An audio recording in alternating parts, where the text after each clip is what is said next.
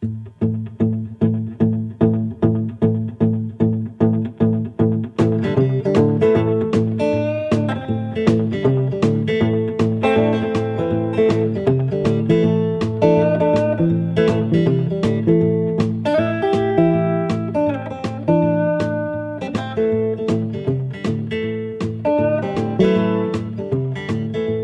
the most decadent one here, but I have to support him, basically, Aurianna. You have to feel my pain. I have this guy as a coach, so I have to be drunk in order to support him. Otherwise, I cannot do anything. Anyway. We make do with what we have. Yeah, exactly. I have him. So thank you to be here, Aurianna. I'm very happy for you to be here on this podcast because you've been part of my journey, right? Really. So, okay, this podcast will be all about drugs, basically. So for the people, right? But in a good way. Yeah, in a good way, right? So my name is Olivier. I'm a drug addict. No, not like this, by the way. It's in a good way. So I went to Brazil to take ayahuasca, right? So that's something that you did. And before I went there to Brazil, I was so scared and so afraid. And I said, shit, what are you doing now? Why are you doing all that? Why are you going to Brazil now taking drugs in the middle of a jungle and these things? So the only thing that kind of reassured me is to listen to other people, who went there, and I was Googling and looking at YouTube and to say, oh, look, they are still normal. They are still alive, by the way, just after taking this drug. So this is when I stumbled across your videos, right? So you had this diary, this video diary. You went to Peru, I believe, right? Mm-hmm, yeah. And you did 23, 24. Basically, you said 6 months in Peru over there, and you said, like 24 ayahuasca ceremonies, something like that? Yeah, I did 23 ayahuasca ceremonies in almost 6 months. Jesus Christ. And I was doing kind of I was doing free, and I was like shit scared. And when I've seen you, she said, oh, look, she has done 23. And I'm still functioning. Yeah, I will show about that. Okay, anyway, so this is where we will find out. At some level, at least. This is what we'll find out. So, and to me, that it was a very profound experience. So, it bring me lots of insights and learnings about myself, but it took me time to get there. It took me time to get to this decision to take ayahuasca. And I know that ayahuasca is, well, it starts to be a little bit more known now because lots of people are doing this. And so for me, because you have so much experience, you've been 6 months doing this, right? And I would really like you to explain what ayahuasca is, what you can gain from this. And I have a secret agenda as well, is I would like you to convince my co-host over there, the old guy over there, to come with me because I will go back in December and he refused to come with me. Obviously, it's understood because he hates me, but at the same time, I think there's a lot of, yeah, I know, thumbs up.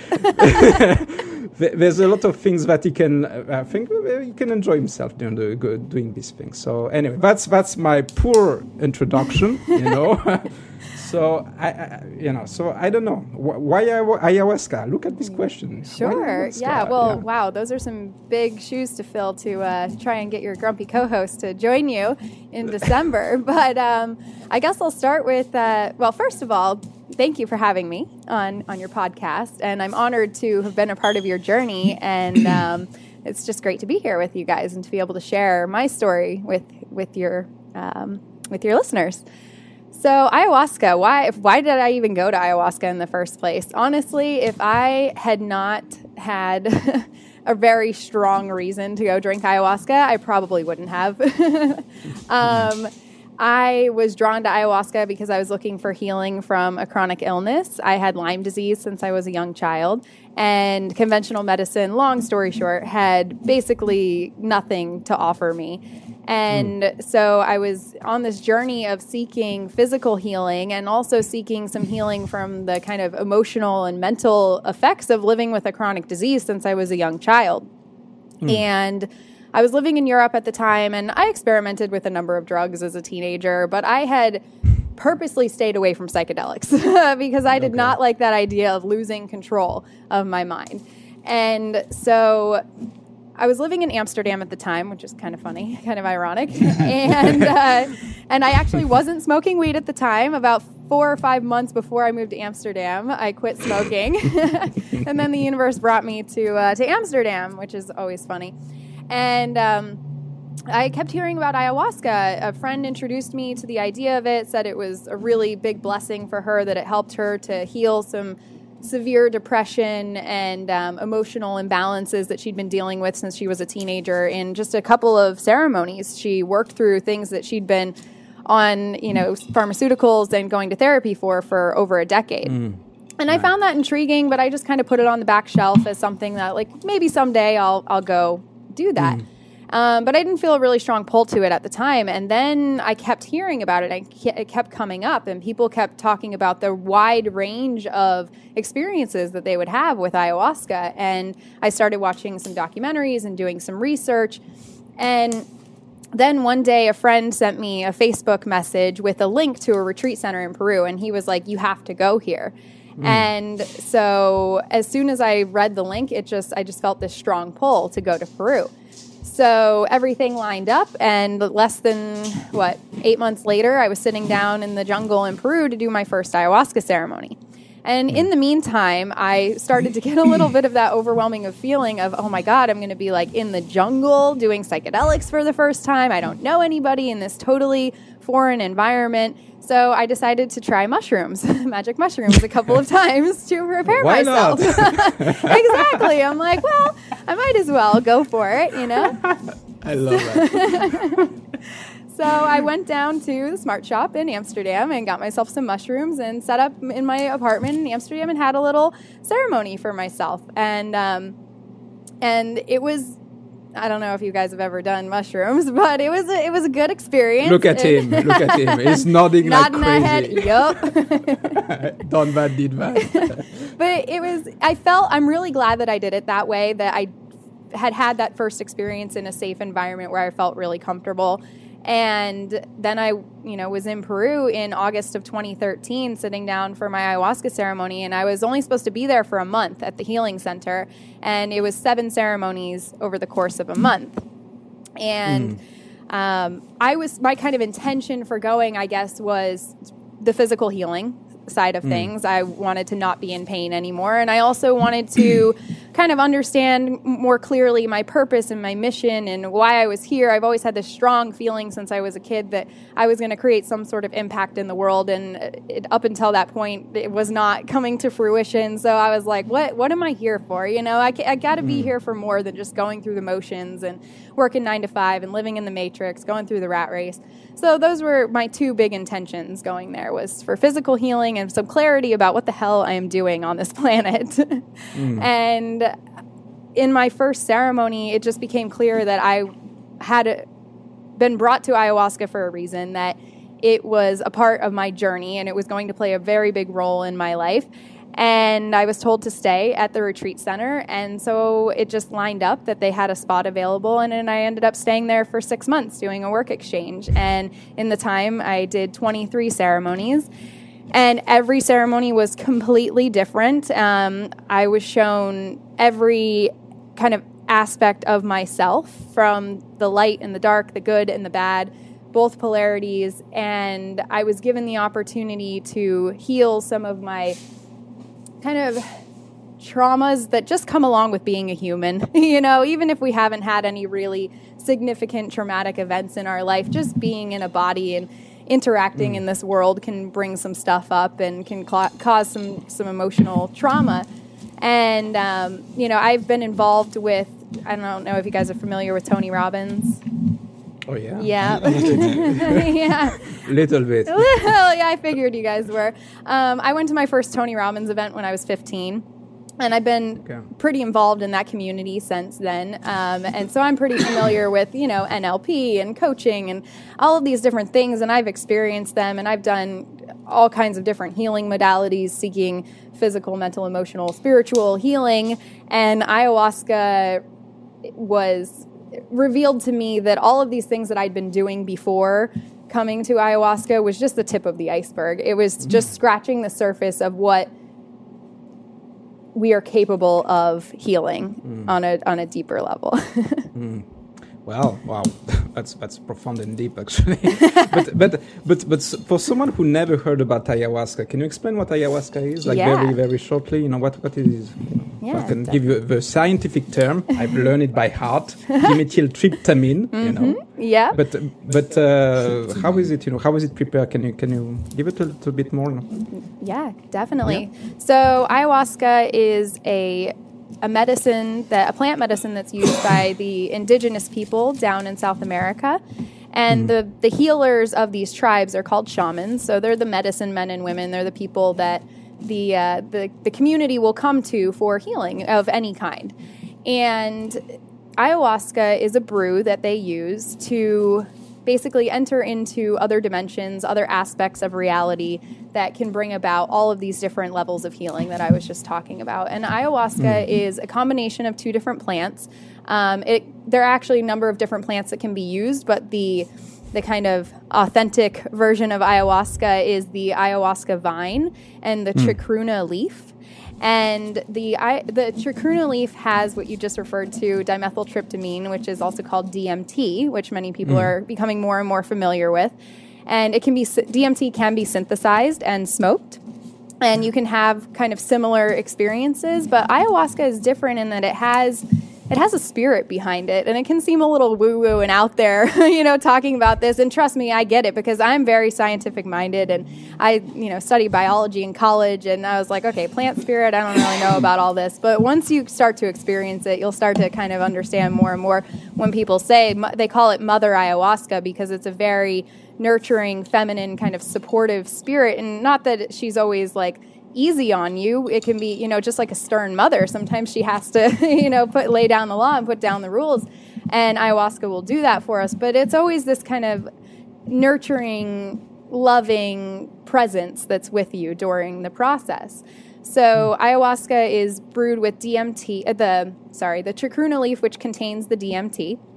And if we were to just eat the leaves, the enzymes in our stomach would deactivate the DMT, so we wouldn't have any sort of experience. So they combine it with the ayahuasca vine, which they're called monoamine oxidase inhibitors, so they prevent the enzymes from breaking down the DMT. And so when these two plants are brewed together for hours, and the shamans put their love and their energy and their magic into the brew, when you drink it, it then takes you on this journey that can last anywhere from, my shortest journey was my first one, which probably lasted about 2 hours looking back, but it felt like much longer than that. And then I've had times where even up until the next morning, because ceremonies are typically held at night, and into the next morning, I'm still feeling a little bit of the magic happening. Right, the magic. And actually, this is interesting what you just described, because I watched one of your videos and you said that you have a scientific background, right? You're very, you were... And suddenly you change, right? You change to something which is more spiritual, you talk about spirit world and things like that. And to be honest, for me, I have a hard time with that, right? Because I think, and with Tim as well, we have kind of more scientifically based, things like that. And when I went to this ceremony myself, I went with a very scientific mind, and I still have it, and I said, okay, all the experience that I have is basically my subconscious that opens, and, that's the chemical reacting. And basically what you have is a therapy, which is basically that. So for me, there's one aspect which is a scientific way to approach this experience, right, with all the ceremonies and so forth, and you access another state of consciousness, basically, which you can have by drinking champagne, by the way. Well, okay. That's one state of alternate states of consciousness. That's one state of alternate consciousness. Or maybe you have also this other view, which is basically, we open the door of perception, and we enter another world, basically, which is another way to look at this. So, from this, that's an interesting thing for me, from the very scientific mind that you had, I think you shifted to something a little bit more spiritual. Is it true? Am I correct to say that? Yeah, I think I did shift a little bit more into the spiritual, but for me personally, just the way that I kind of like explain things to myself, because I do have this scientific mind, and at times I'm like, I don't know about that, and like I can feel the more that I get away from ayahuasca, I start questioning, like, is there really a spirit, or like was that just me, like, kind of bringing this in? And to help myself understand it, I don't really think that the two are mutually exclusive. I think that what you were just saying, that the brain chemistry being changed by the DMT and opening this door to a different world that we don't perceive in our normal states of consciousness, I don't see those two things as contradicting each other. I see them as actually complementing each other. And for me, I see a lot of science as complementing these things that have been believed by ancient cultures for thousands of years. And I'm not going to even pretend like I'm an expert scientist by any means. I dropped out of college, so I can tell you. But shame on you! You don't have a degree. I know, right? What am I worth? No, I just don't think that we have to cut one off just because science hasn't been able to measure or research it in the scientific method way, doesn't mean that it's not real or that it's not actually happening. And I had this insight when I was in Peru that reality and actuality are two different things. So reality is your reality there in France with your champagne, and Tim in Florida with his orange juice, and me here in New Hampshire with my water. Like, we're all having a different experience, and it's very subjective. And these are our realities. Your reality is yours and mine is mine. But the actuality of what's happening is the ultimate truth. And we're all just different expressions of this ultimate truth, experiencing it from a different angle. And I love science, and I love hearing all the different discoveries that people are coming out with, and especially like with psychedelics and stuff, the new research that's happening. I think it's fascinating. And it's like, if we can just kind of let go of our need for certainty a little bit and saying like we have it all figured out, and if we can kind of realize that we don't have it all figured out, and the things that we believe now, 200, 300, 500 years from now, if we still exist as a species, people are going to look back and say, hey, I can't believe they actually believed that. Just like, back, hundreds of years ago, they believed the earth was flat. And now we see that as kind of silly. And I think that that's going to happen as we continue to progress and as we continue to explore our consciousness, because it is a very subjective experience. Your experience with ayahuasca, you and I could have two very similar experiences in that we could have this experience of going to hell, or what we perceive as hell, and you could take it to mean that, oh my God, ayahuasca is evil, I'm never going to touch this stuff again, this is the devil's medicine. And then me, I can see it as like, maybe, surrendering and letting go and unleashing parts of myself that are no longer serving me, and see it as from more of like a enlightening, expansive perspective. Not to say that that's how you and I would actually perceive it. I'm just saying that those are two kind of ways that we could interpret the experience. So if we can realize that we're all having this subjective experience, and we can measure things to the ability that we can at this point, but that we also can't measure everything right now. And maybe someday we will be able to, but at this point we can't. We can't really, there's no way to really know what's going on in an ayahuasca ceremony. We can just take from it what we can and learn from it and use the tools and the lessons and things that we experience to bring them into our daily life and help us to be happier, healthier, more fulfilled people in the world. Tim, are you convinced yet, or you still need some convincing? I've got a page of notes. Where do you want me to start? First of all, if you think we're going to live for another 100 years, may want to go and check the Guy McPherson interview we did, because we've literally got years, if maybe decades to go. You have two Second of all, I've got to quash this, because I heard this the other day, actually. In fact, my hero, James Altucher said it. About we believed the earth was flat. Actually, that's not true. No, people didn't believe the earth was flat. They just didn't think about it. They thought you could fall off. But anyway, so here's the thing that I'm interested in, and I have to bring up something that I have to bring up something that I have mentioned in the previous podcast. So, Olivier will probably roll his eyes.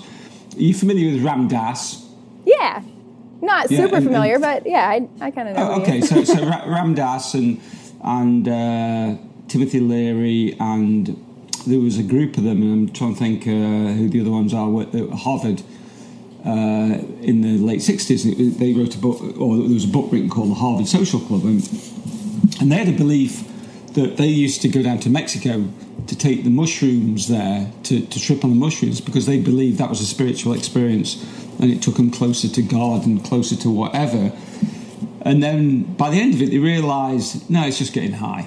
It's just changing your brain chemistry. It's nothing to do with spirituality. Now, I'm not saying what you're saying is untrue, or it isn't, that ayahuasca isn't different to everything else, but there are Indians that suck on cocoa leaves because of the pain management facilities. There are, in Jamaica, Rastas believe in smoking weed because that, it's a God's herb, etc. And I just wonder if this drug made its way, and it probably will, if it can be synthesized, makes its way into club culture. And I'm going to back up and say that, I've taken ecstasy and thought it was a life-changing experience. I've taken amphetamine and bought ridiculous clothes. I've taken acid and laughed my ass off for hours. And the same goes for mushrooms and gone clubbing, and it's a whole different world because it changes the brain chemistry.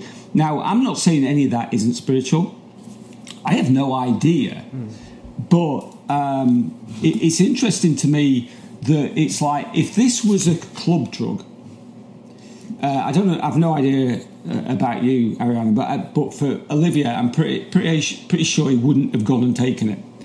But there's this thing like, well, we're in the jungle, and these are indigenous people, and they're no more indigenous than I am to England, saying, come to a club to me and take ecstasy, you're going to have a fucking brilliant night, and you probably are. And you're probably going to go back and think, oh my God, I love everybody. And this is the first few times I took it, I can't tell you how many people I hugged and how different I felt. And it did definitely change my life for the better. And I met a lot of people, and it gave me a much broader, so it's kind of like, what makes this more special than other cultures that have had similar things that have been then replicated, and it's just like being diminished because, you said you stop smoking weed, and I'd be like, well, there's nothing more natural. It grows, and the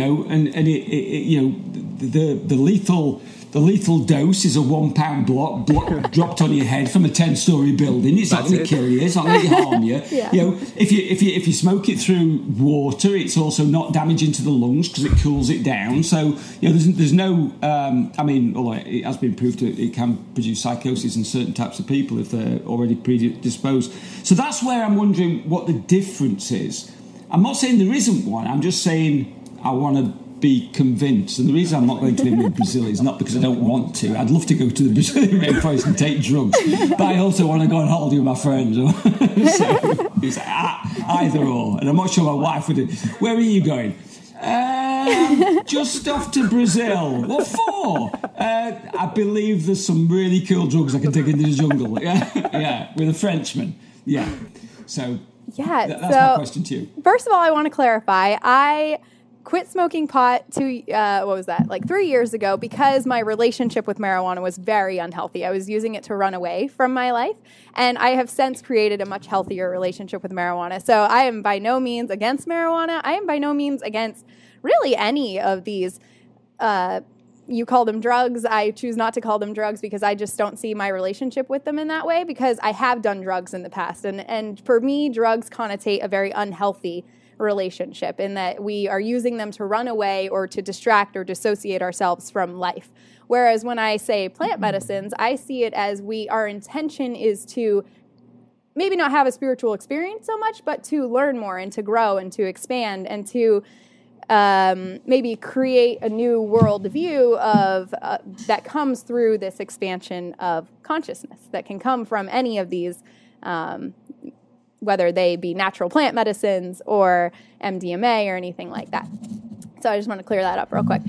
And, this is what I was saying about it's kind of hard to explain in to anyone who hasn't experienced ayahuasca, this idea of ayahuasca having a spirit behind it. When I say spirit, it whether you believe that it's actually a spirit or if it's just a way that it works in your brain, there's a guidance to it. Whereas from my experience, I've experimented with MDMA and obviously marijuana and mushrooms, and it just has a different tone to it, I guess, is what I can say. The energy behind it is different. It feels like there's more of a purpose behind it than just doing it to recreationally get high. And I think Sorry that... about that.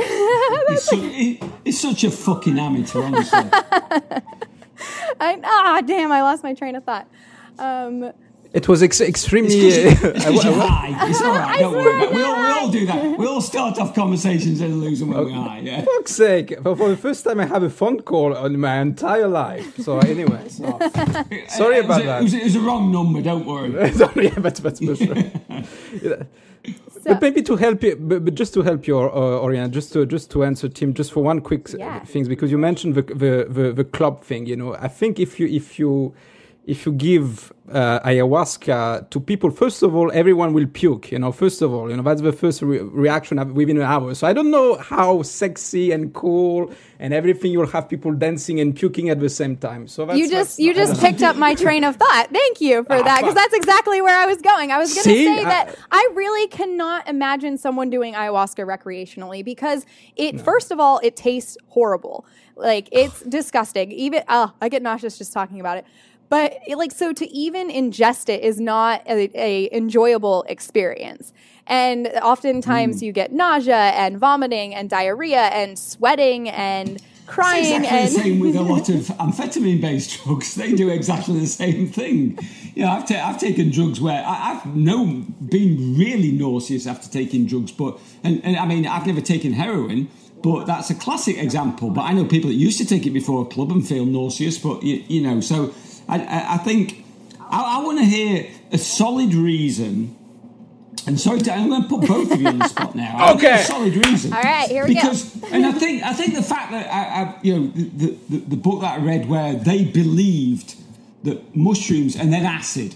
So then they moved on to acid when they went back to Harvard, Ramdas and Leary, and I wish I could remember the others because they're all famous. They all went on to be really sort of.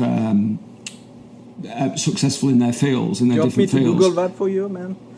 Yeah, you pull it up on the internet, mate. While I'm doing this, and they believed it was a gateway to God. Now Ramdas is a spiritual leader in that, and now he looks back on that and he tells a story. I don't know if you heard the story about where he took 8 acid tabs to one of the leading. Zen masters or whatever, and they had this meeting with him, and he said this is going to change. So he got 8 acid tabs. He expecting to take 1. He took all 8, and the guy, nothing happened to him. Nothing changed because he got so much control over his brain. So I'm playing devil's advocate, because otherwise we just get into a group hug. Because I've done so many drugs, for pretty much everything from other than crack and heroin. I've pretty much done everything on an ayahuasca, obviously.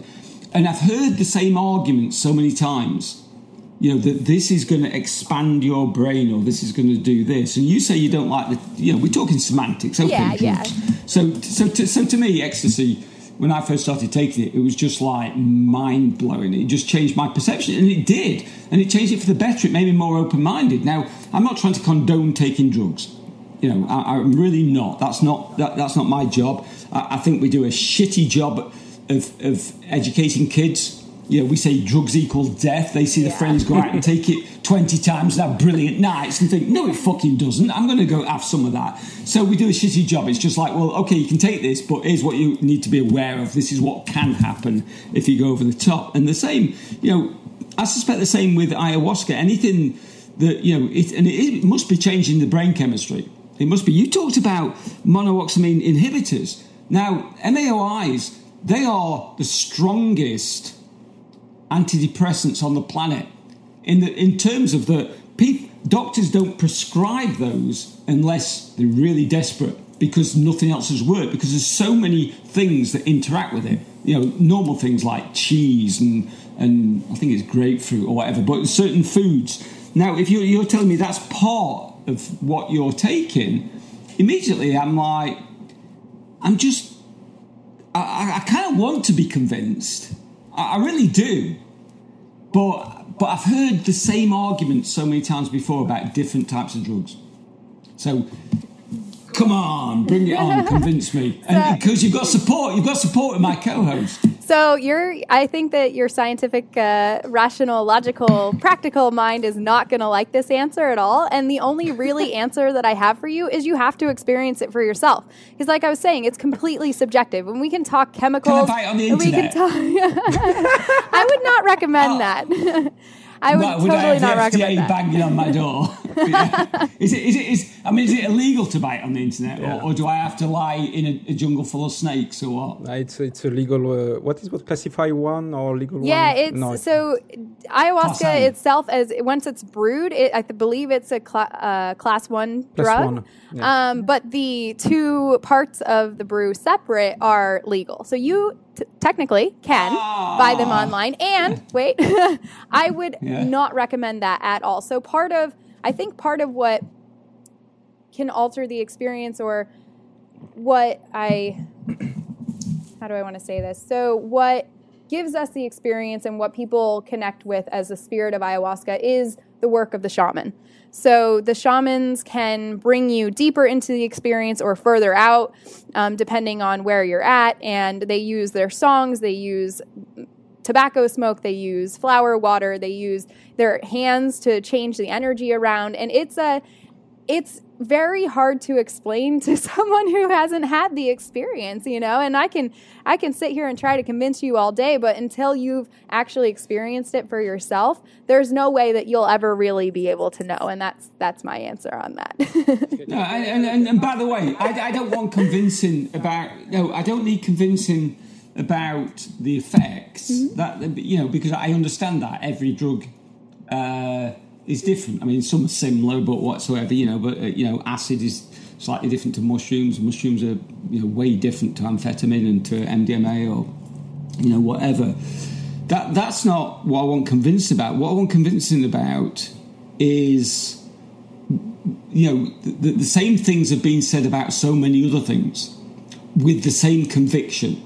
When somebody with the intelligence of these guys from Harvard genuinely believed that mushrooms were a gateway to a greater expanse and then they came back and said at the end of it, Ram Dass, I mean, that wasn't his real name. I forgot what his bloody real name was. Richard Alpert for the first time. Richard Alpert, thank you. For the first time. Right, okay, Richard Alpert. So, when somebody of that intelligence decides, this is all bullshit. And I'm not saying what you're saying is. I must stress I'm playing devil's advocate here, because if I don't play devil's advocate, we just... No, it will be odd. It's good to have us. Can I take a shot at this, Aurianna? Yeah, definitely. I'm finished. Shut the fuck up. Shut the fuck up what, man? Shut the fucking hell. Don't let... We're not... Boys, let's play nice. Don't make me invade France again. Well, don't make us take... Are you German now? Okay. No, I'm just going back about 700 years earlier. Yeah, you're in a previous okay. Yeah, so it's kind of like, to me... now I've lost my fucking train of thought. Okay, can I say something? By the way, has your Lyme disease gone? That is an interesting question. That means it hasn't, yeah. In terms of conventional medicine, I'm not sure, because I no longer feel pulled to interact with healing in that form. For me personally, I consider myself healed in that I have understood the bigger lessons behind having a chronic illness, especially since I was a young child, and I've learned how to manage it, and I've learned how to continue taking the lessons from the experience. So it no longer controls my life, it no longer dominates my experience. It's more of this kind of background thing that I see it almost as one of my greatest teachers. Okay, so the answer to that is no, it's not gone. Okay, fair enough. Olivier, go for it. Oh, come on, man. Anyway, so first of all, your story about Ram Dass giving 8 ecstasy pills. First of all, it's 2 ecstasy pills to his Baba, his master, Indian master, right? So it wasn't. No, what? His master, his Zen master that you said, okay. It was his spiritual master was Baba something, I think, And when he popped up the pills, he said that you can achieve the same state naturally by meditating and all this kind of stuff. I believe that was the story, I think, about Ram Dass. And to me, I go back to the science, I think, when we said...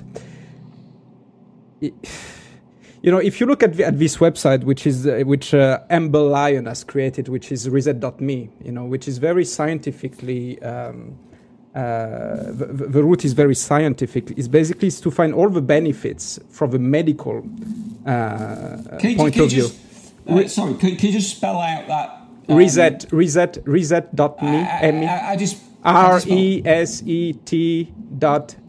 Reset. Okay.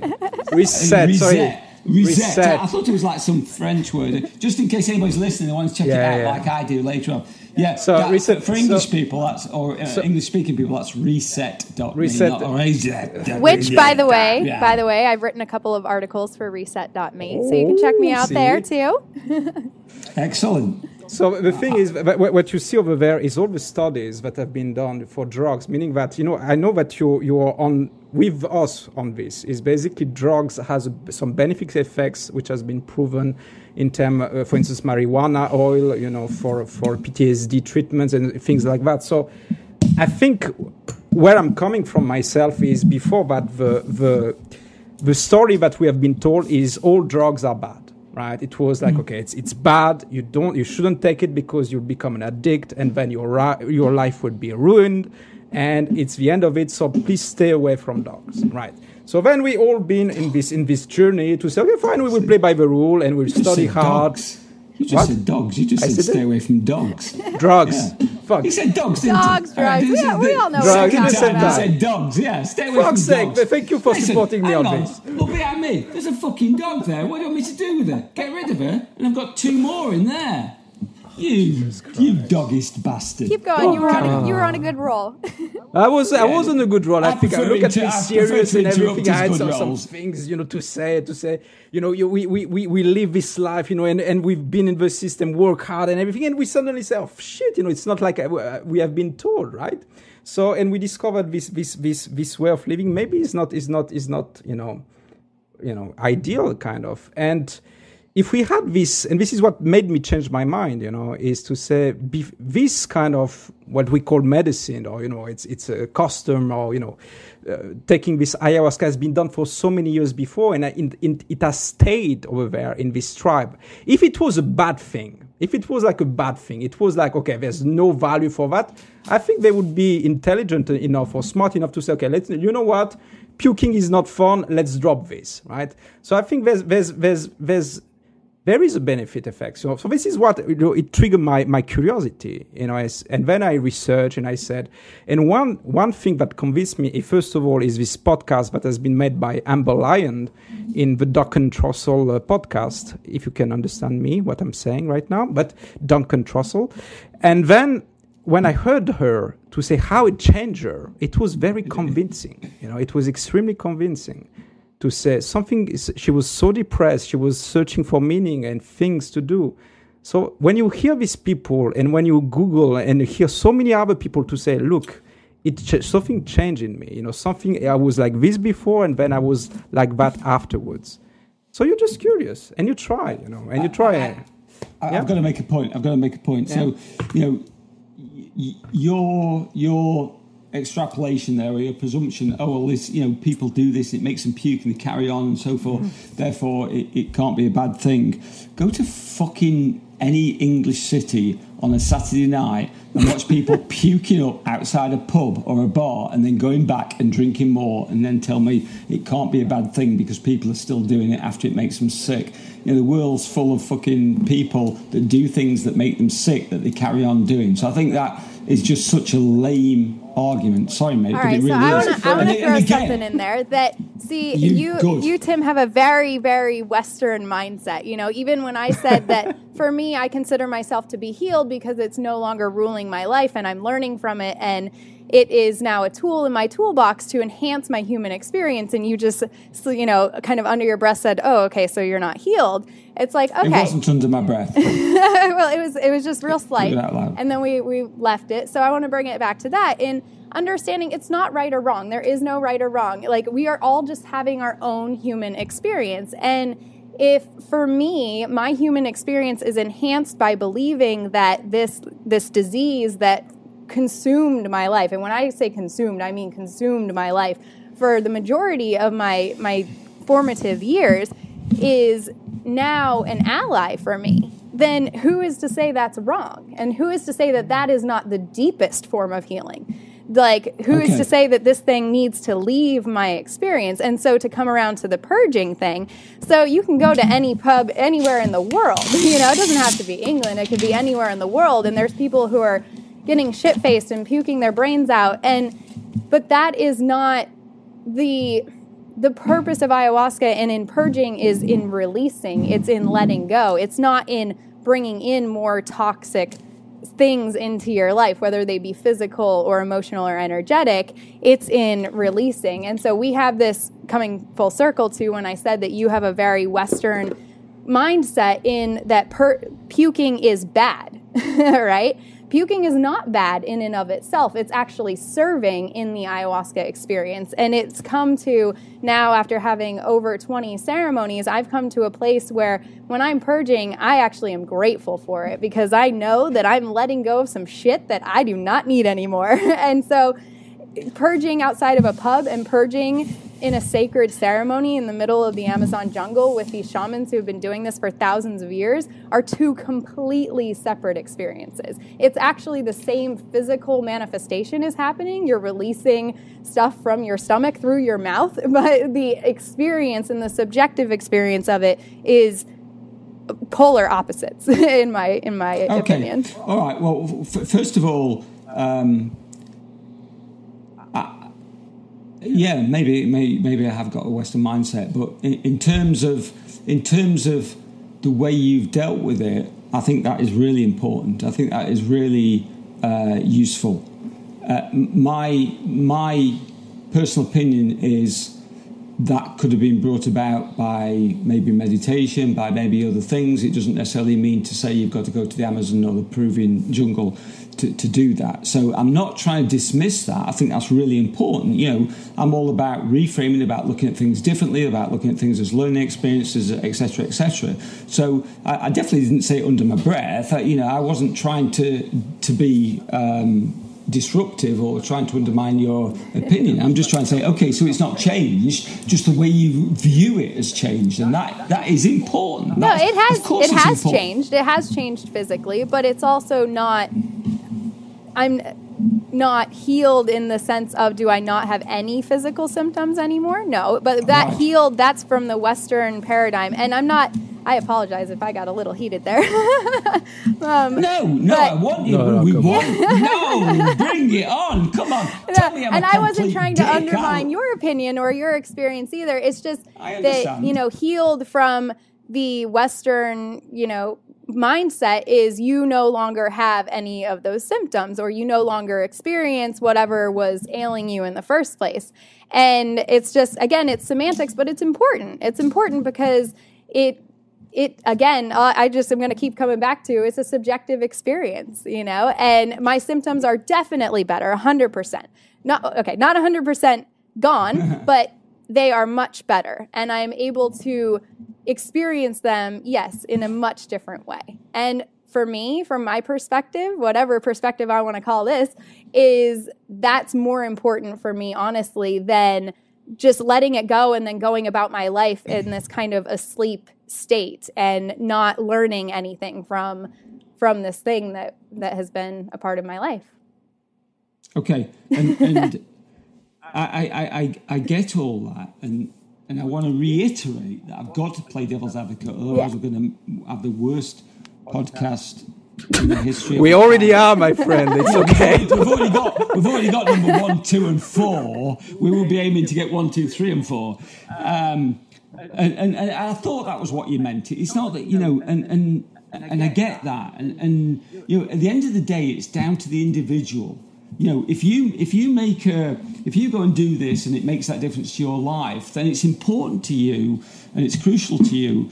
But here's what I strongly believe. Okay, and this goes for every type of drug. It goes for medicine.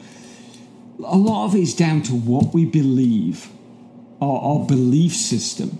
And I never want to undermine somebody's belief system. If a client comes to me and say, I think the universe is conspiring on my behalf, I'm like, woohoo, fuck, how can we fail? The universe is conspiring. Now, if they come and say the universe is conspiring against me, I beg your pardon, I change my mind, I do want to undermine it, then I will say that's ridiculous, come on, right. It's got bigger things to do, whatever.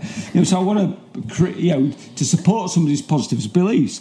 So, I get all that. And I wasn't being flippant when I said that as it cured it. You gave me a good answer in terms of saying, well, no, it's not cured it entirely, but I view it differently, and that's the point that I was trying to get to. It's just like, is it ayahuasca? Is it the belief? Is it the ceremony? Is it the whole? Or has there been some actual physical change? Now, the big answer to that is it doesn't really matter.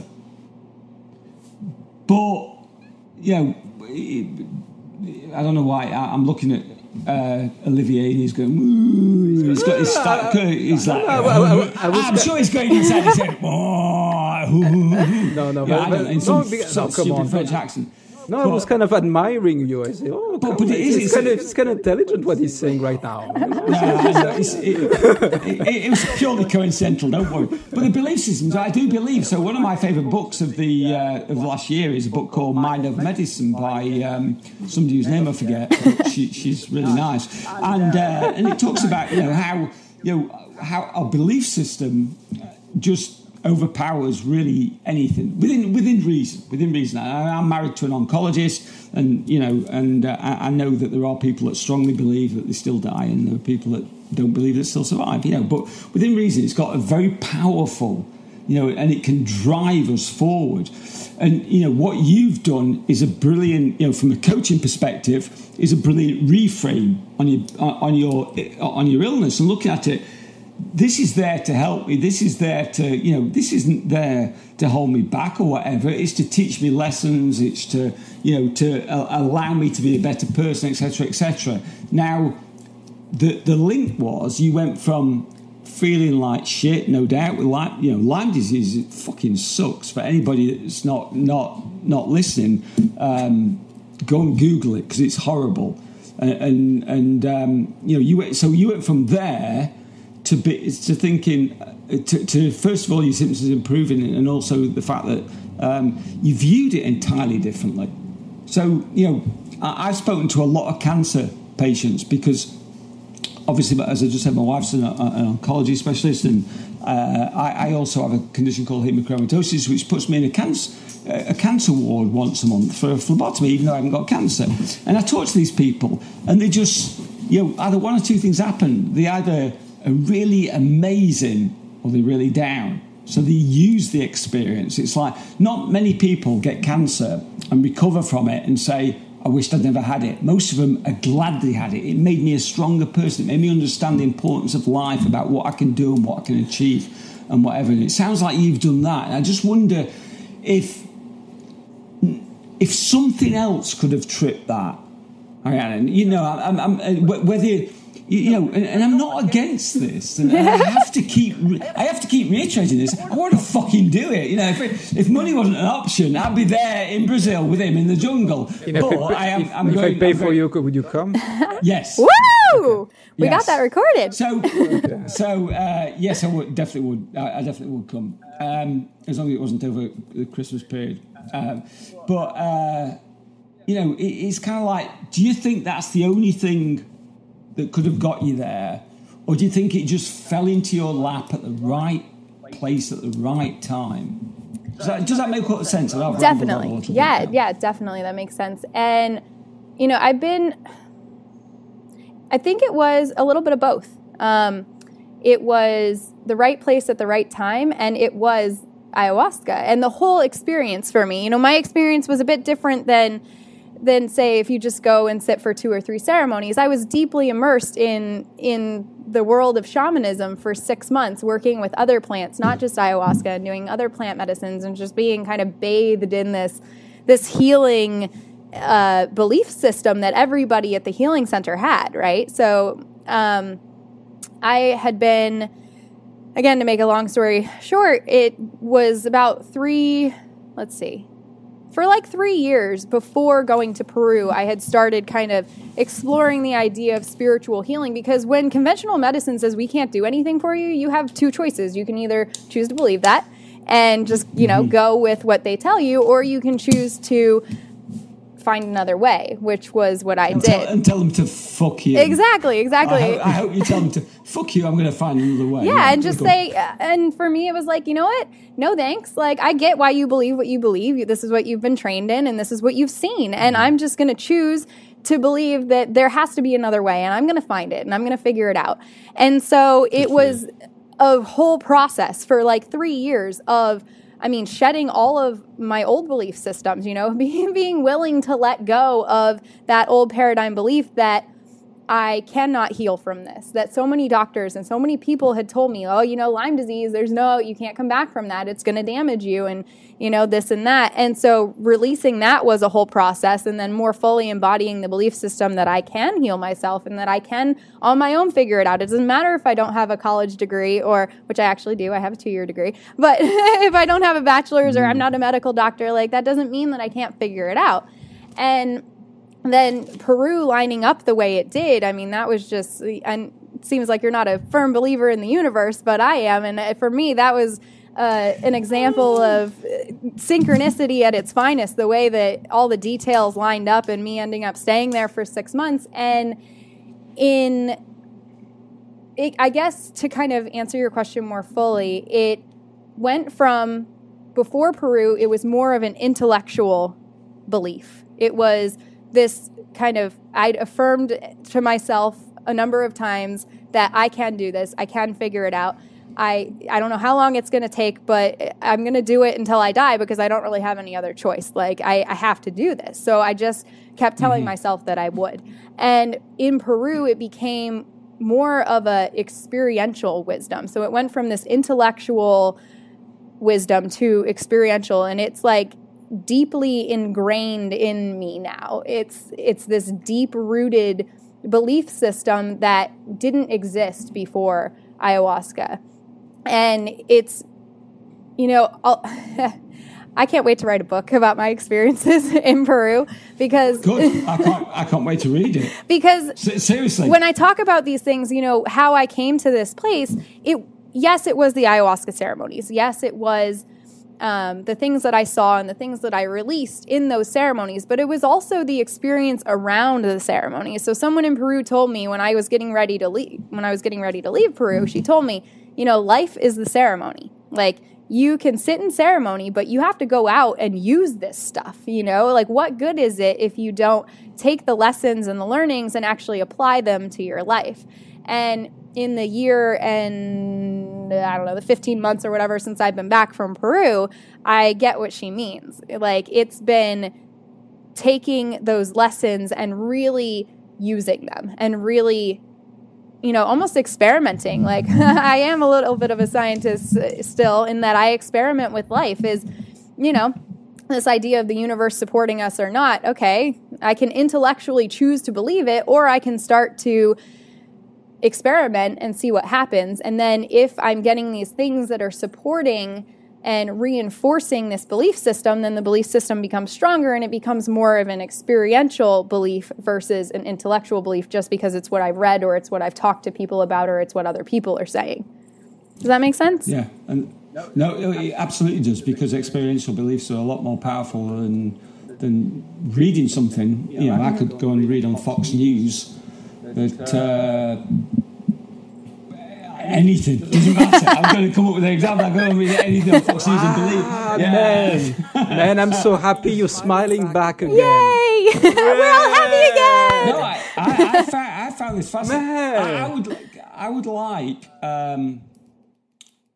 like to, and I don't know what you two guys think. I would like to make this a 2-part podcast. Sure. 2-part. I am up for that. It's just too good to because I am going to have to go soon, and this is great. I love it, and I know and for the 47th time I'm playing devil's advocate, but I have to. I don't know what do you think, Olivier? I mean, you can't say no now, can you? You're going to be the one that says no. you know, Aurianna is a coach, is NLP, of course, so he's putting the words for. I just have to say yes right now because he just convinced me. But because I'm being deliberately obtrusive, by the way, or obtuse even. But I could see that. But I've just invented new fucking words. Can I be very honest? I'm an NLP. I can invent new words. Yeah. Yeah, full of shit as because well. Because I'm fascinated by it. I am fascinated. You're full of shit, but as well. Yeah. But I respect you and I love you so much, my friend, so much. See, there's the love back again, and this is how we would finish this podcast with a love. I don't love him. Oh fuck! I do. But I was. I love you like a brother. Can I finish? Finish. 14th brother that's been discarded from the family, and just. Anyway. So I felt so nervous because I've seen your body language, man, and you were so tense and everything. I said, "Oh shit, it will blow," and everything. But not at all. No. But I think we're all in a kind of an agreement because there's something here is. This podcast is about personal development, I guess. It's about how we can become better. That's development, by the way. Development. Thank you for this. Development. And how we become better, how we help people, and how what is the purpose is. Find our purpose and things like this. This is what it's all about. And I think we all fuck this shit. Shut up. Should we make this a 2-parter? I think we should make this a 2-parter. I'm down. I know. If you're good with that, because I'm really enjoying this, and I think you've got. And I like your answers, and here's the thing, and I think we should have cut it when I said should we make it 2-parter, but here's the thing, I really want to believe this shit. That's it. And I really do want to do it. If money wasn't an object, I would definitely go and do it. But I also want to poke holes in it. Because otherwise, it just makes it boring. No, definitely. I totally because people out there are thinking these things. So we should have a discussion, a debate. We should entertain these different ideas because someone might be listening to this podcast and be having the exact same questions as you, and either our answers are going to reinforce that we're crazy, or they're going to start thinking a little bit different. And we are, by the way. Oh, of course. Everybody's crazy in their own way. If you've got any ecstasy, you can send me, by the way. If you've got any ecstasy, I'd like some. When can we do this again? Next Friday, I'm away. I'm actually on a course. I definitely can't do the next Friday. The Friday after next, we have a guest. Remember that? Yeah, we do. But what about if we do a different day? So I'm keen to do this. What if we did the Thursday? Could you? Jesus Christ, but I've never seen so much motivation now, I know, because it's about drugs, and I just fucking love to talk about this stuff, because I just think there's... The reason being, I think, and I don't want to... I think I should get into this next time, but I think there's so much untapped potential. I think that, most drugs that are out there on the street now are created for beneficial reasons, and it's just kind of like, it's just got away from that, and... people abuse it a bit like I did with ecstasy. So, let's keep the conversation flowing and see what else we can inspire and debate about together. Okay, I could do Thursday the 23rd.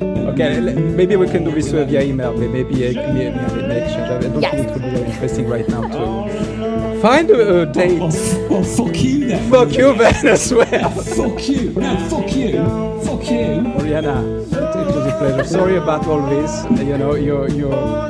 having to talk with us. Yeah, sorry about having to talk with us. It's the only way we can do the podcast. Yeah. It's all right, guys. Do your thing. I chime in when I can. Thank you so much for having me. It was fun. Thank you. Thank you. Can I just save? Yes, of course. I got it. Yes, save. Save. All right. We'll see you shortly. Okay. Cheers.